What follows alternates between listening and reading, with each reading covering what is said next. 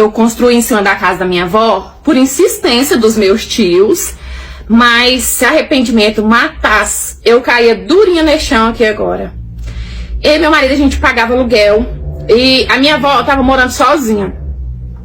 Então eles se reuniram lá e decidiu que seria bom eu construir em cima da casa da minha avó, porque aí eu não ia pagar aluguel e a minha avó também não ia ficar sozinha, porque minha avó não queria sair da casa dela de jeito nenhum e nenhum deles também queria largar a casa para poder morar com a minha avó. Então decidiram isso, vieram conversar comigo, insistir e tal. Beleza, de tanto insistirem, eu e meu marido a gente aceitou. Demos, o suor e construímos em cima da casa da minha avó. Nisso a gente construiu, mudou pra lá e eu passei a tomar conta da minha avó total. Não deixava ela cozinhar mais, não deixava ela arrumar a casa mais, eu arrumava a minha casa, a casa dela, eu lavava as roupinhas dela, sabe? Não deixava a minha avó fazer nada mais. Não gostava de sair e deixar a minha avó sozinha. Então tava todo mundo feliz, porque tava bom pra todo mundo, né? Até meu marido sofreu um acidente no trabalho, machucar a coluna e passar um longo período sem aguentar trabalhar. Só que, gente, um detalhe que parece que ninguém parou pra prestar atenção, ou não quis mesmo, é que meu marido, ele trabalhava de carteira assinada. Então, assim, ele não tava trabalhando, mas ele tava afastado, recebendo pelo INSS.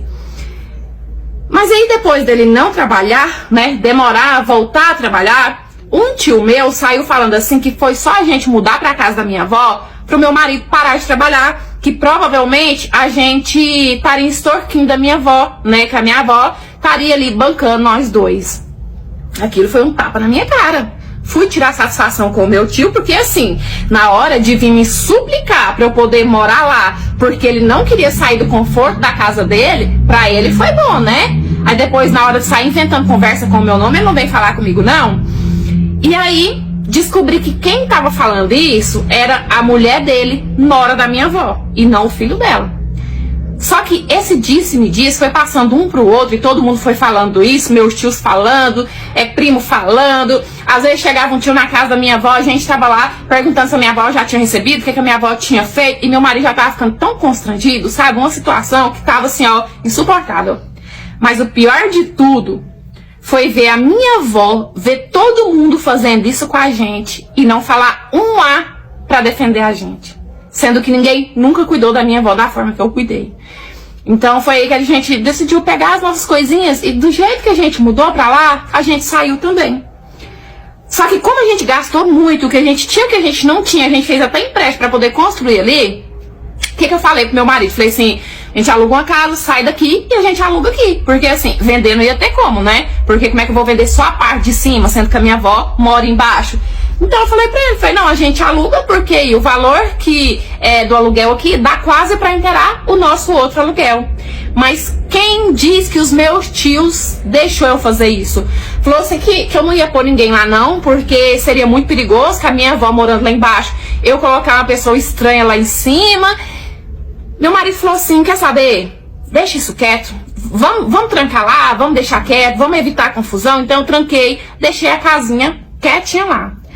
Passou um tempo, eu praticamente sem falar com ninguém, vem meu tio falar comigo. Justamente o tio que a mulher dele lá saiu com a conversa.